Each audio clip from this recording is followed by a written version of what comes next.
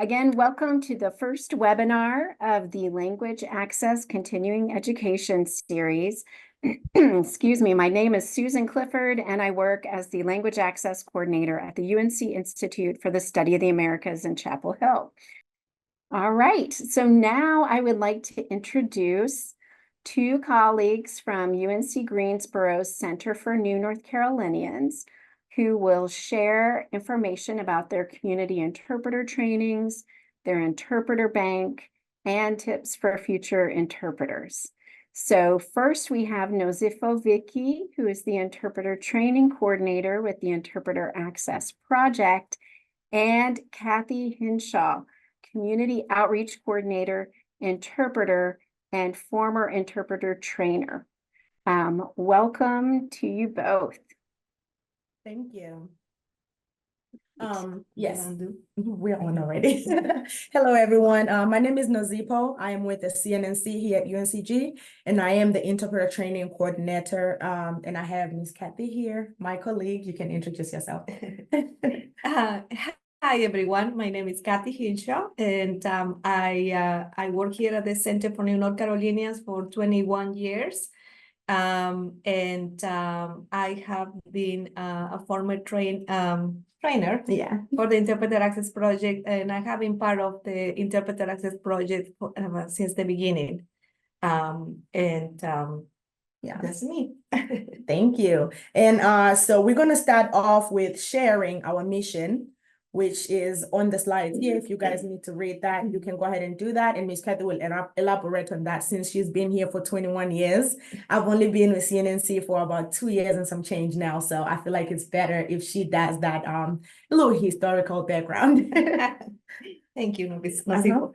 So the Center for New North Carolinians mission is promotes access and integration for immigrants and refugees in North Carolina by bridging newcomer populations with existing communities through direct services provision, research, and training.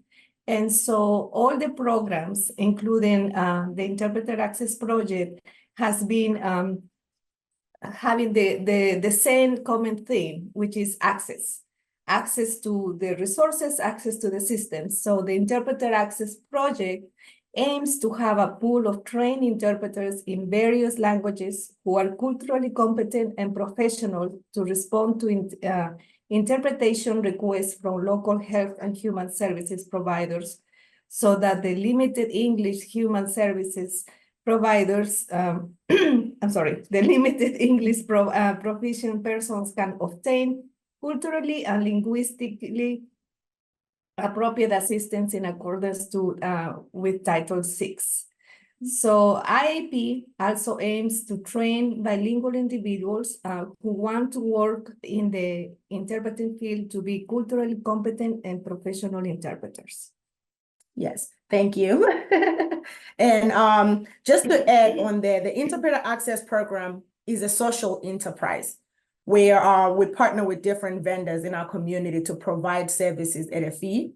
And we also work with independent contracted interpreters who provide those services to also get paid, which I'll get into later. And we use those funds to fund other programs that we have here within CNNC, as Kathy already mentioned, to provide access to various things that our community members may need, specifically refugees and immigrants.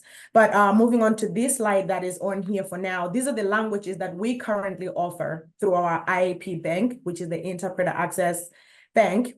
Spanish, French, Swahili, Kinyarwanda, Vietnamese, Jarai, and Rade.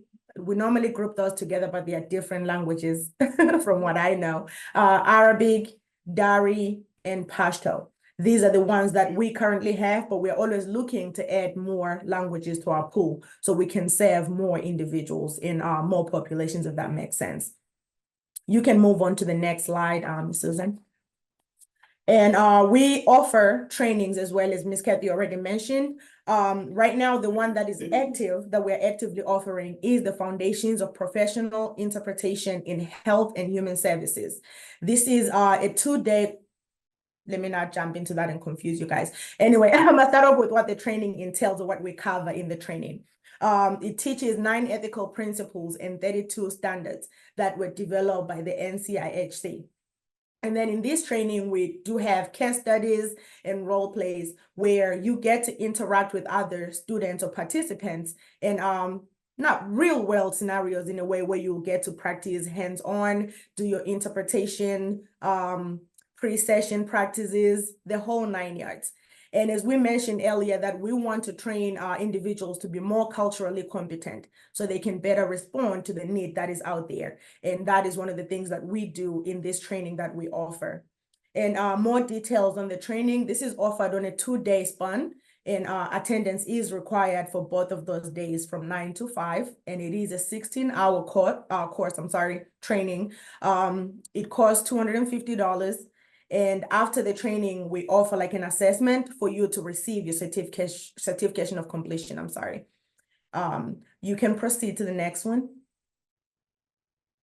More about the Interpreter Access Bank.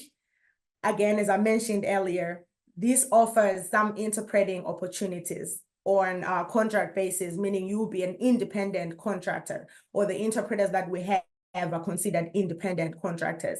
They are not necessarily our employees.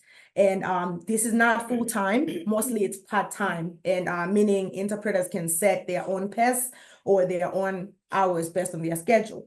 And currently, the pay for the interpreters is $26 an hour for those that are not nationally certified. So if you have a certificate of completion, you'll be paid at a $26 an hour rate. But if you're nationally certified, we do pay $28 an hour. So there's that $2 difference. And we are always encouraging our interpreters to get nationally certified, hence a higher pay for them, because we want everyone to reach for that professional development. And then areas of specialization. These are the areas that most of our interpreters interpret in, or the partners that we have. Medical, our biggest vendor at the moment is Moses Cone, and most of our interpreters go there. Ms. Kathy often go there too. We have schools, Guilford County schools, and some other schools around the Greensboro, the Triad. And then community interpreting in some other areas as needed. But the top 3 ones, medical, school, and community, those are the major ones that our interpreters often go to. You can proceed to the next one.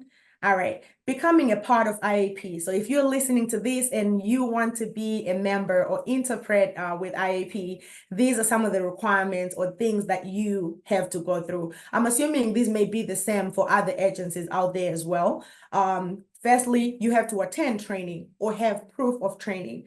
And of course, if you're interpreting at a hospital, they require you to have medical requirements. In our case, Moses Cone requires for our interpreters to have certain vaccinations and tests. I think one of the ones I can think at the top of my head, the TB quantiferin test, chickenpox, varicella, right? Vaccinations. Don't quote me wrong, but you get the gist.